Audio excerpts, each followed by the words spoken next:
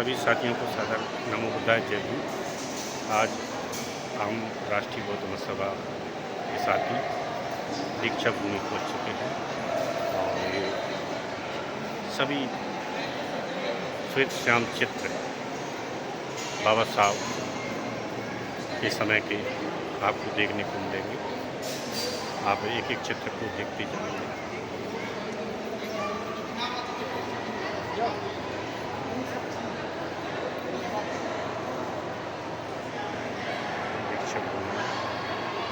बाबा साहब के विभिन्न चित्र आप सब साथी आए होंगे, आपने जरूर देखा होगा।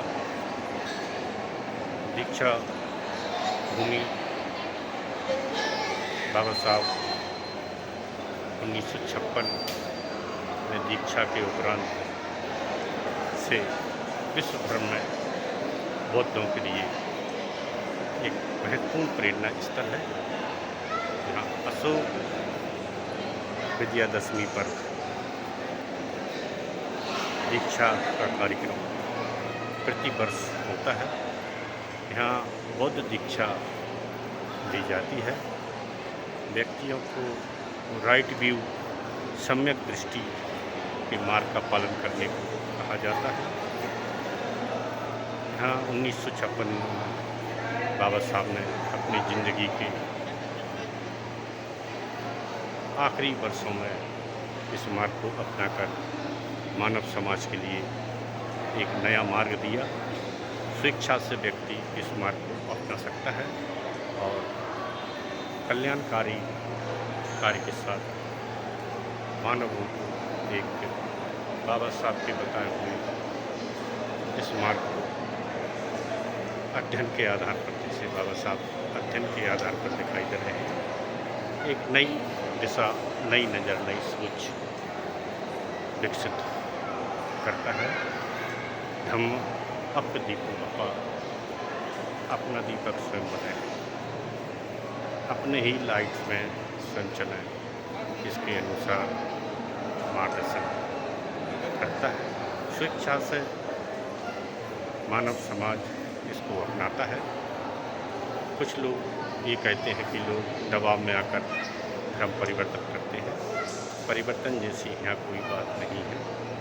यहाँ धम्म दीक्षा का महत्व है। दीक्षित होना प्रत्येक समाज, प्रत्येक व्यक्ति को अनिवार्य है। किसी भी धर्म में दीक्षित होना बहुत जरूरी है। दीक्षा मानव के लिए एक नया मार्ग दिखाती है। इसके अनुसार व्यक्ति जीवन में एक बदलाव महसूस करता है, एक नयापन महसूस करता है। उस नएपन के साथ फिर समाज में व्यवहार कर समाज का आइडियल पर्सन, मार्गदर्शक बने हुए व्यक्ति समाज में लंबे समय तक समाज की सेवा करते हैं। बाबा साहब का यही हम सबको आदेश है कि आप मानव समाज में भाईचारे का प्रचार करें, धर्म का प्रचार करें और जो घृणा समाज में फैली हुई है उस घृणा से इस समाज को निकालें, एकता के सूत्र में पिरोएं, विवादों से बचें। मित्रता ही जीवन का आधार है, मित्रता ही धम्म है।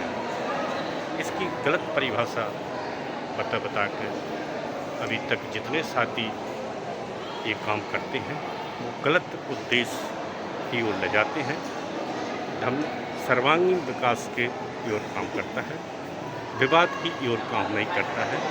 अगर ये सर्वांगीण विकास के कार्य नहीं होता तो 1956 में बाबा साहब के इतने फॉलोअर्स नहीं होते जो दिखाई दे रहे हैं। आज 2024 और 1956 में बहुत अंतर दिखाई देता है। इतना उस समय टेक्नोलॉजी, इंफॉर्मेशन का ज़माना नहीं था जितना ज़माना आज है। तो बाबा साहब के विचारों को गलत तरीके से जो बुद्ध की शिक्षाओं को समाज में प्रचारित किया गया, उस गलत तरीके की बुद्ध की शिक्षाओं को नकारें और बाबा साहब के अंतिम समय में जो उद्देश्य दिया गया है कि मैं आपका मार्गदर्शक हूँ। आप अगर मेरे अनुयायी हैं तो मेरा अनुसरण करें। जय भीम, नमो बुद्धाय।